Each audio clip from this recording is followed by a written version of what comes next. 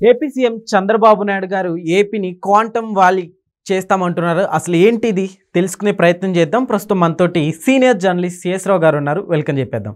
Hi sir, నమస్తే. నమస్తే. ఏంటి సార్ ఈ క్వాంటమ్ వ్యాలీ అంటే ఏంటి?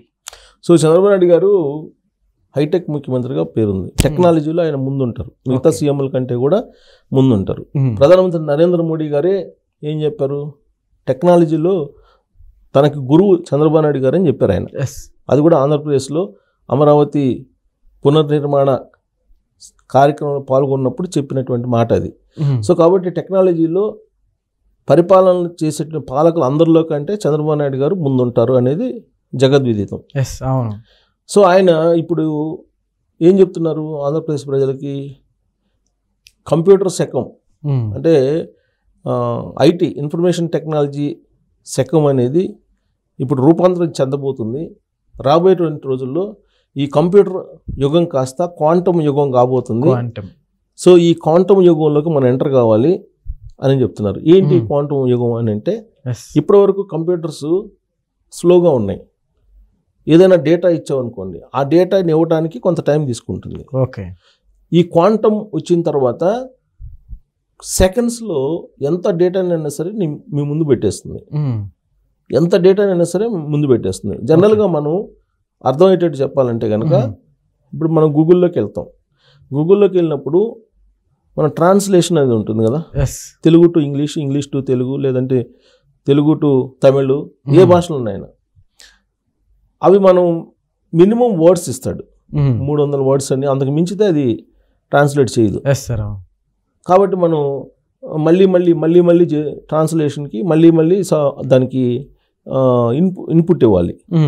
సో అదే క్వాంటమ్ కంప్యూటింగ్ వచ్చిందనుకోండి, మీరు అన్లిమిటెడ్గా ఎంత మ్యాటర్ అయినా సరే ట్రాన్స్లేట్ అయిపోతుంది. ఎగ్జాంపుల్ చెప్తున్నాను నేను. ఓకే, అలాగే ఏ డేటా కావాలని, ఇప్పుడు సపోజ్ ఆంధ్రప్రదేశ్కి సంబంధించినటువంటి డేటా, కొన్ని కోట్ల మందికి సంబంధించినటువంటి ఆరోగ్య డేటా ఉంది. ఈ ఆరోగ్య డేటాని ఒక కంక్లూడ్ చేసి మనం చూడాలంటే కనుక టైం పడుతుంది ఇప్పుడు ఉండేటువంటి కంప్యూటర్స్కి సంబంధించి. ఎందుకంటే వాటి ర్యాము, తర్వాత వాటి స్టోరేజ్ కెపాసిటీ తక్కువ ఉంటుంది.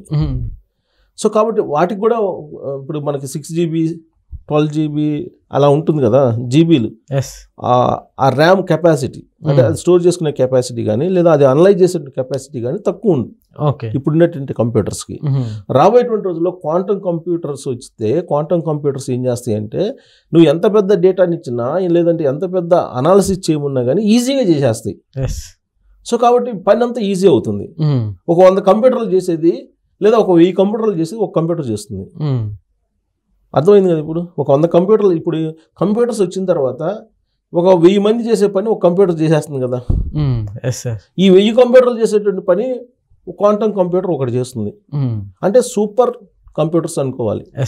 అంత స్పీడ్గా, అంత వేగంగా డేటాను అనలైజ్ చేసేదానికి. సో ఇంత super computers, super sonic computers లాంటివి వచ్చినప్పుడు, క్వాంటమ్ కంప్యూటర్స్ వచ్చినప్పుడు పని ఈజీ అయిపోతుంది. అందుకే ఇప్పుడు ఆర్టిఫిషియల్ ఇంటెలిజెన్స్ కూడా వస్తుంది. ఈ ఆర్టిఫిషియల్ ఇంటెలిజెన్స్ని క్వాంటమ్ టెక్నాలజీకి, క్వాంటమ్ కంప్యూటర్స్కి అనుసంధానం చేయడం ద్వారా ఒక ప్రపంచాన్ని చూపించాలి ఆంధ్రప్రదేశ్లో. ఒక టెక్నాలజీ ప్రపంచాన్ని, ఒక సాఫ్ట్వేర్ రూపాంతరం చెందితే వచ్చేటువంటి ప్రపంచం ఎలా ఉంటుందో దాన్ని చూపించాలి అనుకుంటున్నారు. దాంట్లో భాగంగా చంద్రబాబు నాయుడు గారు ఏమంటున్నారంటే, ఆంధ్రప్రదేశ్లో చదువుకున్నటువంటి గ్రాడ్యుయేట్స్, ఇంజనీరింగ్ గ్రాడ్యుయేట్స్ కానీ, లేదా ఇతర గ్రాడ్యుయేట్స్ కానీ, వాళ్ళు ఏం చేస్తున్నారు, ఉద్యోగాల కోసం ఎక్కడికి వెళ్తున్నారు, బయటకు వెళ్తున్నారు. లేదా బెంగళూరు, హైదరాబాదు, ముంబయో, ఢిల్లీయో ఎక్కడికో వెళ్తున్నారు. చదువుకున్నటువంటి వాళ్ళు ఆంధ్రప్రదేశ్లో ఉండలేదు. దాని కారణంగా ఏమవుతుంది, ఆంధ్రప్రదేశ్ రెవెన్యూ తగ్గిపోతుంది. మరి ఏ రాష్ట్రానికి లేనటువంటి ప్రతికూలమైనటువంటి పరిస్థితి ఏంటంటే అదే ఆ రాష్ట్రానికి. ఇప్పుడు మనకి ఆంధ్రప్రదేశ్లో ఉండేటువంటి పొలిటీషియన్స్ కానీ, లేదంటే బ్యూరోక్రాట్స్ కానీ, లేదా ఇతర ఉద్యోగులు కానీ, లేదా కొంత డబ్బు ఉండి సంపద కలిగినటువంటి వాళ్ళు కానీ ఎక్కడ ఉంటున్నారు, ఎక్కువ మంది హైదరాబాద్లో ఉంటున్నారు. వాళ్ళు పెళ్ళిళ్ళు కానీ, పేరెంటాలు కానీ, లేదా ఇతరతర ఫంక్షన్స్ కానీ ఎక్కడ చేసుకుంటున్నారు, హైదరాబాద్లో చేసుకుంటున్నారు. హైదరాబాద్లో నాకు తెలిసినటువంటి ఒక వైఎస్ఆర్ కాంగ్రెస్ పార్టీకి సంబంధించిన సీనియర్ లీడరు వాళ్ళ పెళ్ళిళ్ళు చేస్తే, వాళ్ళ పిల్లల పెళ్ళిళ్ళు చేస్తే దాదాపు 100 కోట్ల దాకా ఖర్చు పెట్టారు. ఓకే, మరి ఆ 100 కోట్లకు సంబంధించినటువంటి ట్యాక్సెస్ ఎక్కడికి వెళ్తాయి? తెలంగాణ గవర్నమెంట్కి వెళ్తాయి, ఆంధ్ర గవర్నమెంట్కి ఏమో రావు. ఆయనేమో సంపాదించింది ఆంధ్రాలో, ఖర్చు పెట్టిందేమో తెలంగాణలో. మరి ట్యాక్స్లు ఎవరికి వస్తాయి? సంపాదించిన దగ్గర వస్తాయా, లేదా ఖర్చు పెట్టిన దగ్గర వస్తాయా? ఖర్చు పెట్టిన దగ్గర ట్యాక్స్లు వస్తాయి. ఈ పరిస్థితి ఆంధ్రప్రదేశ్లో ఉంది. ఈ పరిస్థితి నుంచి బయటపడితేనే ఆంధ్రప్రదేశ్కి సంబంధించినటువంటి జీడిపి చంద్రబాబు గారు ఏదైతే చెప్తున్నారో వృద్ధి రేటు 15%, దాన్ని చేరేటువంటి అవకాశం లేదు. అలాగే ఆయన చెప్తున్నట్టు తలసరి ఆదాయం పెరిగేటువంటి అవకాశం లేదు. 2047కి అందరూ కోటీశ్వరులు కావాలంటున్నాడు ఆయన. సో అది సాధ్యం కావాలంటే ఏం చేయాలి? అక్కడ వాళ్ళు అక్కడే పని చేయాలి. ఇంకో రాష్ట్రానికో ఇంకో ప్రాంతానికో వెళ్ళడానికి అవకాశం లేకుండా అక్కడే అన్ని రకాల ఫెసిలిటీస్ కల్పించాలి. అందుకే చంద్రబాబు నాయుడు గారు ఏం చేస్తున్నారంటే వర్క్ ఫ్రమ్ హోమ్ని ఆయన ప్రమోట్ చేయడానికి సిద్ధమవుతున్నారు. ఎలా చేయగలరు వర్క్ ఫ్రమ్ హోమ్? ఇది సాధ్యమా అని అంటే ఆయన వర్క్ స్టేషన్స్ పెడుతున్నారు. ఇది ఎన్నికల్లో ఇచ్చినట్టు హామీ. ఆంధ్రప్రదేశ్ వ్యాప్తంగా వర్క్ స్టేషన్స్ పెడుతున్నారు. ఈ వర్క్ స్టేషన్స్లో మొత్తం హై స్పీడ్ ఉండేటువంటి ఈ క్వాంటమ్ కంప్యూటర్స్ తోటి, క్వాంటమ్ టెక్నాలజీ తోటి క్వాంటమ్ వ్యాలీగా ఆంధ్రప్రదేశ్ని తయారు చేస్తున్నారు. తయారు చేసి ఆయన లాస్ట్కి 2 టైర్ సిటీస్లో కూడా 2 టైర్ సిటీస్ అంటే గుంటూరు, ఒంగోలు ఇలాంటివి. ఈ సిటీస్ అంటేటప్పటికి విజయవాడ, వైజాగ్, తిరుపతి ఇలాంటివి సిటీస్ ఉన్నాయి. సో ఈ ప్రాంతాల్లో ఈవెన్ మేజర్ పంచాయతీల్లో కూడా ఈ వర్క్ స్టేషన్స్ పెట్టి, కో వర్క్ స్టేషన్స్ అంటారు వీటిని, ఈ కో వర్క్ స్టేషన్స్ని పెట్టి హై స్పీడ్ ఉండేటువంటి ఈ డేటాని అక్కడ ఉంచేసి ఎవరైనా సరే అమెరికాలో ఉద్యోగం కూడా ఇక్కడి నుంచి చేసేలాగా వెసులుబాట్లు కల్పిస్తున్నారు. అది కనుక సక్సెస్ అయితే ఆంధ్రప్రదేశ్ నుంచి ఎవ్వరూ ఇతర ప్రాంతాలకు వెళ్ళాల్సిన అవసరం లేదు.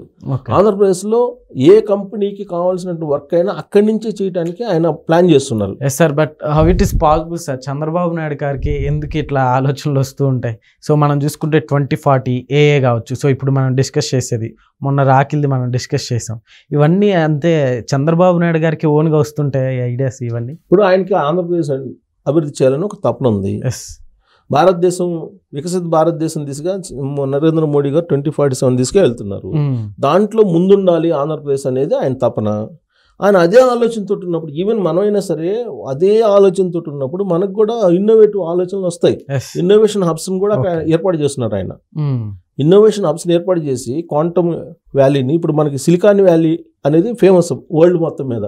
ఎక్కడ కాలిఫోర్నియా దగ్గర ఉంటుంది సిలికాన్ వ్యాలీ అనేది, అమెరికాలో. అక్కడికి వెళ్తారు మొత్తం. అక్కడ కన్నా చూస్తే మొత్తం సాఫ్ట్వేర్ వాళ్ళు ఉంటారు. అక్కడ సర్వీస్ సెక్టర్ సంబంధించినటువంటి వాళ్ళే ఉంటారు.